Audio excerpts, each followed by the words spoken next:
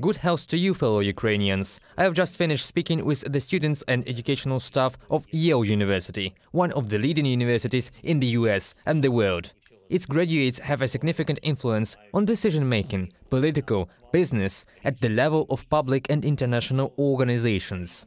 It is with appeals like this to representatives of Yale University that we expand the circle of those who understand what is happening in Ukraine and help us protect freedom.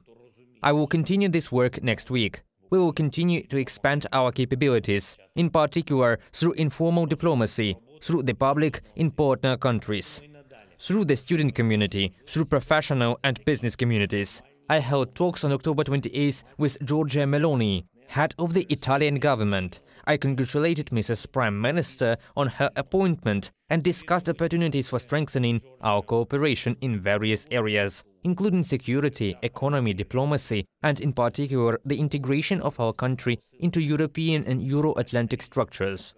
I held several meetings with the military regarding the current situation on the front line, our active actions. On October 28th, the enemy reported about the alleged completion of their mobilization. On October 28th, the enemy reported about the alleged completion of their mobilization, about the alleged needlessness of new waves of sending Russian citizens to the front. We feel completely different on the front line. Although Russia is trying to increase the pressure on our positions by using mobilized people, they are so poorly prepared and equipped, so ruthlessly used by the command, that it allows us to suggest that Russia may soon need a new wave of sending people to war. We are preparing for this. We are preparing for the fact that the current Russian leadership will look for a new opportunity to continue this war. In particular, thanks to its accomplices in Iran. This is why we are working with our partners every day to strengthen our air defense, our other defense capabilities. Every day we strengthen the protection of our critical infrastructure, primarily energy. As of this time, many cities and regions of our country use stabilization blackout schedules. About 4 million Ukrainians face restrictions now. Kyiv and the region, Zhytomyr region, Poltava region, Rivne region, Kharkiv region, Chernihiv region, Sumy region, Cherkasy region, Kirovohrad region. Emergency blackouts are also possible in other regions. We are doing everything so that the state has the opportunity to reduce such blackouts.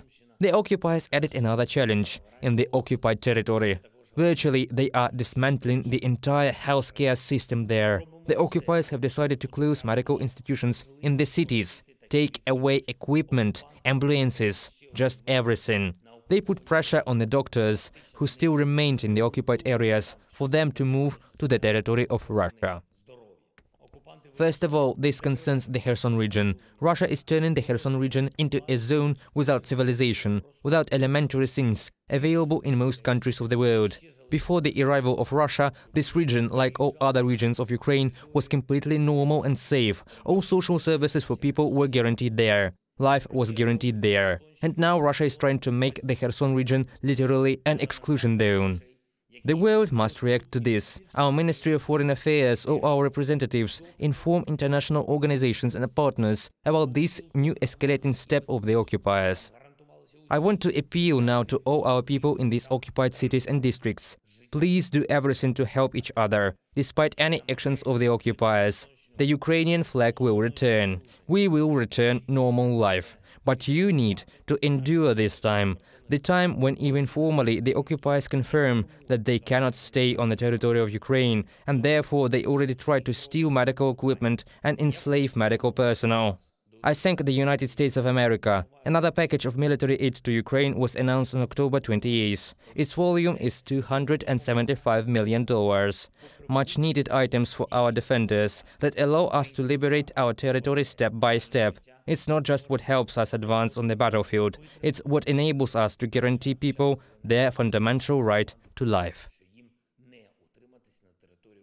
On October 28th, I want to thank Canada, our long-standing and sincere partners, for an unprecedented act regarding the issue of Canada's sovereign bonds, all funds from the placement of which will be directed to help Ukraine. The amount is $500 million.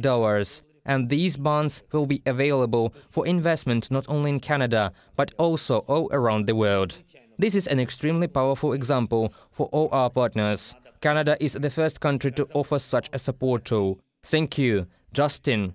Mr. Prime Minister, thank you. Hristya Freeland, a true friend of Ukraine.